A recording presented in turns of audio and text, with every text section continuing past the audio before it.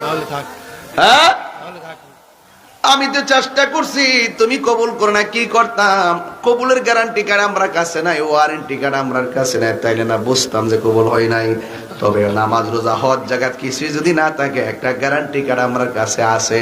আমরা নবী লইয়া হাসরের ময়দান যদি কবুল না হয়, আমার রাসূল বলেন, যদি তোমরা হাসরের ময়দানে কবিরা গুনাহগার হিসাবে সাব্যস্ত হও, আমি নবী কথা দিলাম, আমি নবী তোমাদের জন্য সুপারিশ করব। শর্ত হলো একটাই, অন্তরের ভিতরে নবীর প্রেমের খনি বানাইতে হবে। কিছু নাই, নবী আছে, আছেন না? ঢুইকা গেছে, কলিজা বরাবর পর্যন্ত ঢুইকা গেছে।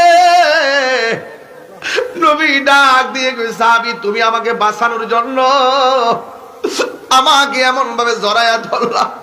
ওই সাহাবী ডাক দিয়ে কই, ইয়া রাসূলুল্লাহ, হাসতেছি। নবীকে তীর লাগলে কি কেউ হাসে নাকি? তোমার তীর তো কলিজা ছিদ্র হয়েছে। ইয়া রাসূলুল্লাহ, অসুবিধা বুঝতেছি না। কয়, তুমি কি ব্যথা পাও না?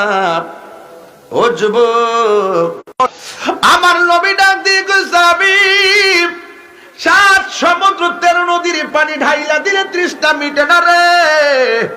এত সাকরাতুল মাউতের কষ্ট, তীরের আঘাত ব্যথা না পাইলেও তোমার গায়ের মধ্যে যেই তীর লাগছে, রক্তক্ষরণ হতে হতে তুমি মৃত্যুর কোলে ঢলে পড়েন না।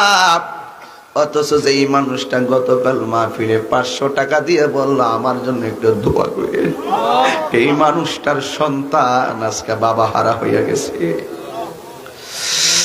হ্যাঁ বন্ধুগণ, এই দিন বাকি আমার মরণের, কত দিন বাকি আমি জানিলাম না গো আল্লাহ, মরণের কত দিন